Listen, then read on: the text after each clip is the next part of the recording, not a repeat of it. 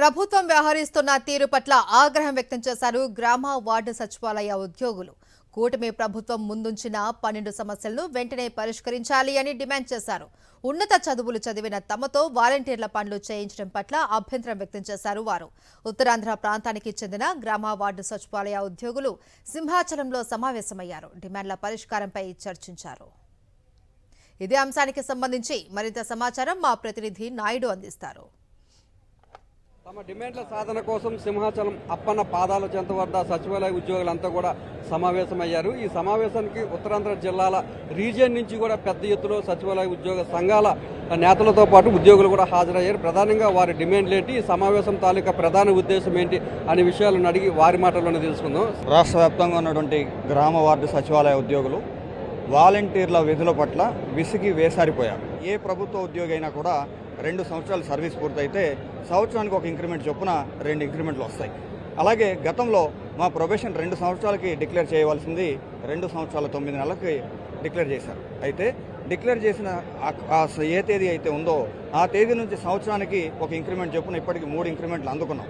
కానీ మేము నష్టపోయినటువంటి ఇంక్రిమెంట్లు మంజూరు చేయాలని, అదే రకంగా నోషనల్ ఇంక్రిమెంట్స్తో పాటుగా ఆటోమేటిక్ అడ్వాన్స్డ్ స్కీమ్ ద్వారా ఏ ప్రభుత్వ ఉద్యోగి అయితే ఒకే క్యాడర్లో 6 సంవత్సరాల సర్వీస్ చేస్తారో వారికి స్పెషల్ ఇంక్రిమెంట్ మంజూరు చేయబడుతుంది.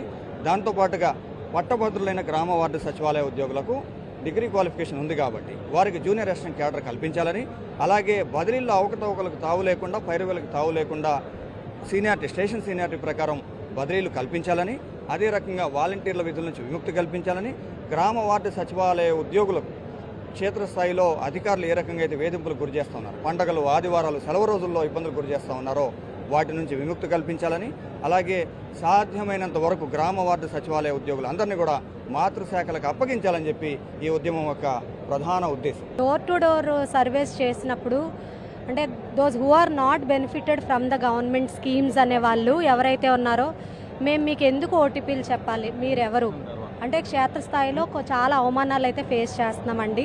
మా అందరిది కామన్ ఎజెండా ఏంటంటే no door to door services, say no to door to door services, అలాగే జూనియర్ అసిస్టెంట్ పే స్కేల్ అనేవి మాకు ఇవ్వాలి. ఈరోజు రాష్ట్రంలో ఉన్నటువంటి ప్రధాన సంఘాలన్నీ కూడా కలిపి ఒక జేఏసీగా ఏర్పాటు అవ్వడం జరిగింది. ఆల్రెడీ గవర్నమెంట్కి మా తాలూకా స్పష్టమైన డిమాండ్స్ని కూడా గవర్నమెంట్ ముందుంచడం జరిగింది. రాబో రోజుల్లో చర్చలు జరిగిన మీదట స్పష్టమైన నోటు కనుక అధికారికంగా వాళ్ళు రిలీజ్ చేస్తే తప్ప మేమైతే ఎక్కడా కూడా వెనకడుగు వేసేదైతే లేదు. మేము అతి త్వరలో మరలా రాజమండ్రిలో కూడా ఇంకో సభ నిర్వహించబోతున్నాం. ఆ సభా వేదికగా కొన్ని నిర్ణయాలు మా కార్యాచరణను అయితే అనౌన్స్ చేస్తాం.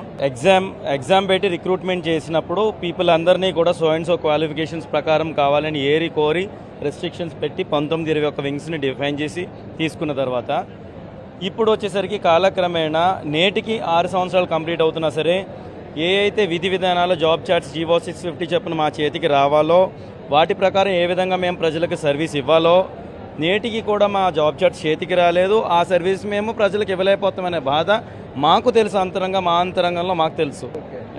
ఉన్నతమైన చదువుకున్న గ్రామ వార్డు సచివాలయ ఉద్యోగులతోని వాలంటరీ ఉద్యోగం చేయించడం పట్ల వీళ్ళు తీవ్రమైన అభ్యంతరాన్ని వ్యక్తం చేస్తున్నారు. ఏదైతే ప్రభుత్వం ముందు 10 డిమాండ్లను తాము పెట్టామో ఆ 10 డిమాండ్లను కూడా పరిష్కరించాలని చెప్పి ప్రభుత్వాన్ని డిమాండ్ చేస్తున్నారు. త్వరలోనే రాజమండ్రిలో కూడా ఇదే తరహాలోని సమావేశాన్ని నిర్వహిస్తున్నామని చెప్పి గ్రామ వార్డు సచివాలయ ఉద్యోగులు చెప్పారు. కెమెరా రమేష్తో నాయుడు, సింహాచలం నుంచి.